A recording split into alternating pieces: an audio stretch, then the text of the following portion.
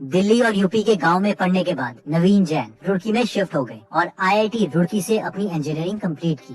Engineering complete करते ही वो United states of America shift हो गए। कुछ सालों तक उन्होंने माइक्रोसॉफ्ट में काम किया, अपने नाम पर 3 पेटेंट्स भी फाइल किए और माइक्रोसॉफ्ट में बेस्ट प्रोग्राम मैनेजर बने। कुछ सालों में उन्होंने रियलाइज किया कि माइक्रोसॉफ्ट जैसी बड़ी कंपनी में एक आदमी कोई बड़ा चेंज नहीं ला सकता, इसलिए उन्होंने अपना स्टार्टअप स्टार्ट किया। उसके बाद उन्होंने काफी बिजनेसेस खोले, जैसे कि Infospace, Intelius, TalentWise, Moon Express, Blue Dot etcetera, और फाइनली बिलियनर बन गए। Working, so you're always constantly being bombarded with request, information, or just sometimes news. नवीन जैन अपने बच्चों के बारे में बोलते हैं कि मैं पूरी कोशिश करता हूँ कि मेरे बच्चे मुझसे भी सक्सेसफुल बने, क्योंकि एक पेरेंट के लिए सबसे ज्यादा इम्पोर्टेंट ये नहीं है कि उसने खुद क्या किया है, लेकिन ये इम्पोर्टेंट है कि उनके बच्चे लाइफ में क्या कर पाते हैं। On the world, live without. My accomplishments in this world will never be measured by what I do.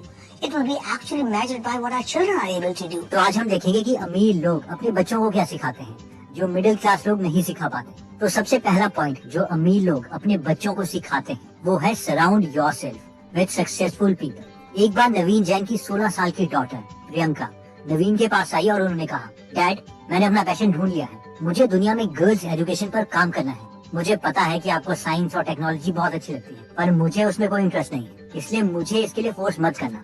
इस पर नवीन जैन ने कहा, बेटा तुम मुझे एक फादर की ड्यूटीज नहीं करने दे रही हो। इस पर उनकी बेटी ने कहा, क्यों, फादर की क्या ड्यूटीज होती है?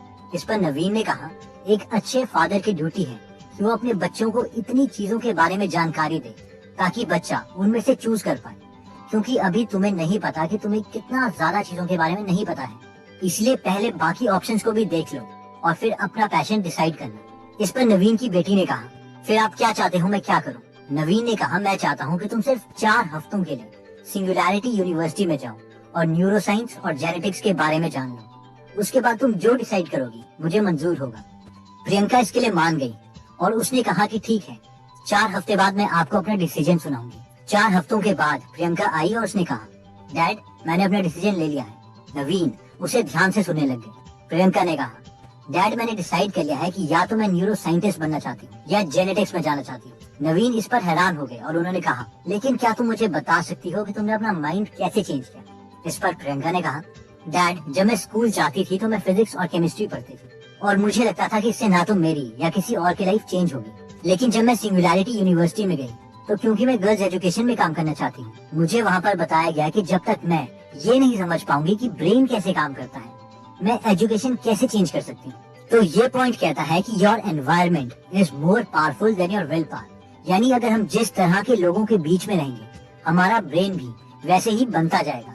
और ये बात नवीन अच्छे तरीके से जानते थे, इसलिए उन्होंने अपनी बेटी का एनवायरमेंट चेंज कर दिया और उन्हें न्यूरोसाइंस की तरफ मोटिवेट किया। और अब Priyanka United nation foundation girl life campaign में गर्ल्स एजुकेशन पर ज्यादा इफेक्टिव तरीके से काम कर रही है। Champion for the United Nations Foundation Girl Lab campaign, I am working with girls here in the US to help them channel their energy and their compassion. Next point कहता है कि सक्सेस इज नॉट फ्री। नवीन जैन ने अपने बच्चों को बताया है कि सक्सेस फ्री में नहीं मिलती। एक एंटरप्रेन्योर बनना एक फुल टाइम जॉब है, 24/7 हमें काम करना पड़ता है। इसलिए वो बोलते हैं कि वैसे तो मैं चाहता हूँ कि मेरा बेटा हमेशा काम करता रहे, इसीलिए जब भी हम घूमने भी जाते हैं तो भी वो हमेशा फोन में बिजी रहता है, क्योंकि उसने मुझे भी देखा है कि जब मैं बिजनेसेस क्रिएट कर रहा था तो मैं भी हमेशा फोन में बिजी रहता था। And he's on the phone.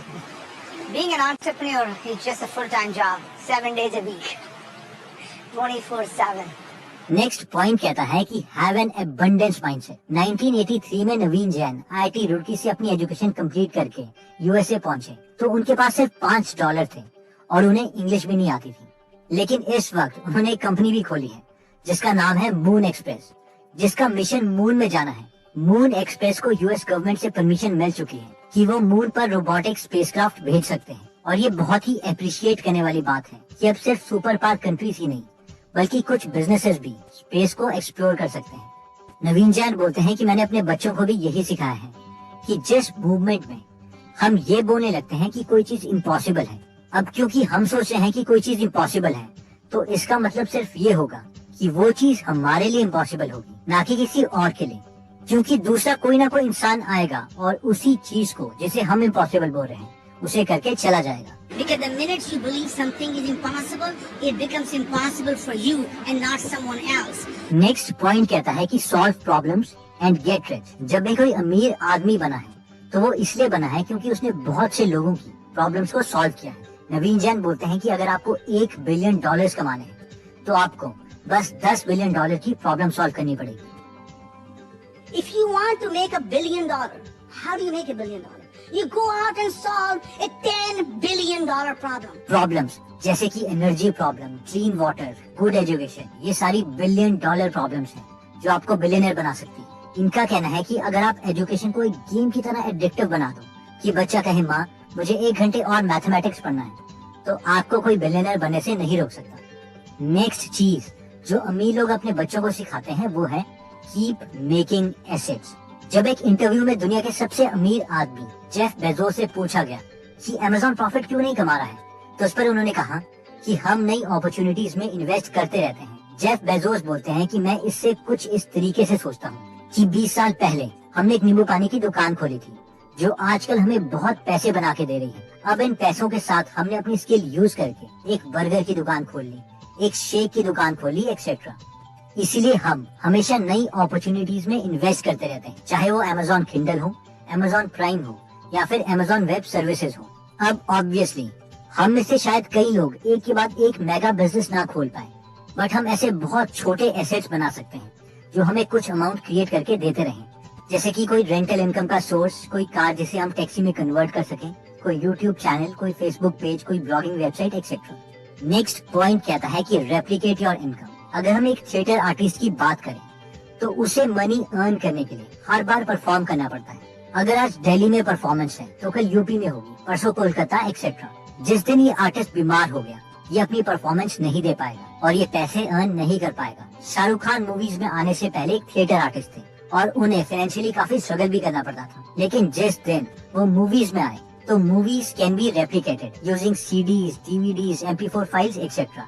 तो ऑब्वियसली एक बार परफॉर्मेंस दे के उस रिवॉर्ड को बार बार ले सकते थे। तो अमीर माँ बाप अपने बच्चों को यही बताते हैं कि उन्हें उन चीजों पे ज्यादा फोकस करना चाहिए जिसे वो रेप्लिकेट कर सके। इसके लिए बहुत से सिस्टम क्रिएट किए जा सकते हैं, जैसे कि रॉयल्टी।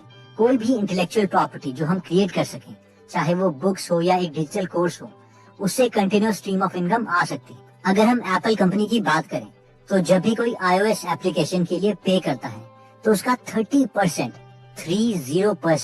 एप्पल को जाता है और इसकी वजह से एप्पल का $2 ट्रिलियन का मार्केट कैपिटलाइजेशन है, जो कि इटली, ब्राजील, कनाडा और इवन रशिया की GDP से भी ज्यादा है। J.K. राउलिंग हैरी पॉटर लिखने से पहले बहुत फाइनेंशियली स्ट्रगल कर रही थी, लेकिन जब हैरी पॉटर एक ब्रांड बन गया तो उन्होंने उसके राइट्स को यूज किया और अपनी इनकम को रेप्लिकेट किया। फॉर एग्जाम्पल, हैरी पॉटर की जो हर बुक बिकती थी उसके लिए J.K. राउलिंग को रॉयल्टी मिलती थी। फिर J.K. राउलिंग टॉयज कंपनी के पास गई और उन्होंने बोला कि तुम हैरी पॉटर के टॉयज बनाओ और मुझे कुछ $1 मिलियन दे दो। वो इलेक्ट्रॉनिक आर्ट्स के पास गई और कहा तुम हैरी पॉटर की गेम्स बनाओ और मुझे कुछ $1 मिलियन दे दो। यूनिवर्सल स्टूडियो गई और कहा तुम हैरी पॉटर का थीम पार्क बनाओ और मुझे कुछ $1 मिलियन दे दो। इन शॉर्ट, एक बार काम करके she kept on replicating her income sources. Next point कहता है कि मनी सॉल्व्स मेनी प्रॉब्लम्स। जहाँ पर हम मिडिल क्लास लोगों को हमारे पेरेंट्स सिखाते हैं अमीर लोग अच्छे नहीं होते, पैसे ही हर प्रॉब्लम की जड़ है, वहीं अमीर लोग अपने बच्चों को सिखाते हैं कि हाँ पैसा खुशी नहीं खरीद सकता, लेकिन गरीबी तो फिर कुछ भी नहीं खरीद सकती। इन शॉर्ट, पैसा इंपॉर्टेंट है और अगर पैसा नहीं है तो लाइफ में प्रॉब्लम्स को फेस करना और मुश्किल हो जाता है। इसीलिए rich dad poor dad book के ऑथर रॉबर्ट कियोसाकी भी कहते हैं कि जो लोग कहेंगे कि मैं तो इस चीज को अफोर्ड नहीं कर सकता या पैसा बुराई को जन्म देता है, तो वो एक लूजर है और ये एक पुअर माइंडसेट भी है। Lazy people always say, I can't afford it. I don't have the money. तो दोस्तों, इस वीडियो में हमने देखा कि एक अमीर माइंडसेट वाले माँ बाप अपने बच्चों को क्या सिखाते हैं, जिसमें सबसे पहला पॉइंट था कि surround yourself with successful people. यानी अगर हमारे आसपास के सारे लोग ही सक्सेस के लिए मोटिवेटेड होंगे, कुछ बड़ा करने की चाह रख रहे होंगे, तो बहुत ज्यादा चांसेस है कि उनके साथ रहने पर हमारा माइंडसेट भी एग्जैक्टली उन्हीं की तरह हो जाएगा। नेक्स्ट पॉइंट में हमने देखा था कि सक्सेस इज नॉट फ्री, जिसमें हमने देखा था कि काम तो हमें करना ही पड़ेगा। और यही चीज नवीन जैन भी अपने बच्चों को सिखाते हैं कि बेशक तुम एक बिलियनियर के बच्चे हो, लेकिन अपनी सक्सेस के लिए तुम खुद जिम्मेदार हो। इसीलिए वॉरेन बफेट ने भी अपने बच्चों को अपनी इनकम का कोई भी हिस्सा देने से मना कर दिया। नेक्स्ट पॉइंट में हमने देखा था कि हैव एन एबंडेंस माइंडसेट, यानी स्कार्सिटी माइंडसेट नहीं होना चाहिए। जितना बड़ा हम सोचेंगे उतना बड़ा ही हम अचीव करेंगे। नेक्स्ट पॉइंट था कि solve problem and get rich, जिसमें हमने देखा था कि जितनी बड़ी प्रॉब्लम हम सॉल्व करेंगे उतने ही अमीर हम बन सकते हैं। नवीन जैन बोलते हैं कि अगर हमें बिलियनर बनना है तो हमें $10 बिलियन की प्रॉब्लम सॉल्व करनी पड़ेगी। नेक्स्ट पॉइंट कहता है कि कीप मेकिंग एसेट्स, यानी जितने ज्यादा हमारे पास इनकम स्ट्रीम्स होंगी उतने ही इंडिपेंडेंट और वेल्दी हम बन जाएंगे, जिसमें हमने जेफ बेजोस की फिलॉसफी भी देखी थी। नेक्स्ट पॉइंट था कि रेप्लिकेट योर इनकम, जिसमें हमने देखा था कि अपने काम को हमें रेप्लिकेट करने की कोशिश करनी चाहिए ताकि एक बार एफर्ट से हम बार बार रिवॉर्ड ले सकें। नेक्स्ट पॉइंट में हमने देखा था कि मनी सॉल्व्स मेनी प्रॉब्लम्स, यानी अमीर माँ बाप अपने बच्चों को एनकरेज करते हैं मनी मेकिंग स्किल्स को सीखने के लिए, लेकिन मिडिल क्लास पेरेंट्स हमें सिखाते हैं कि पैसा ही सारी बुराई की जड़ है।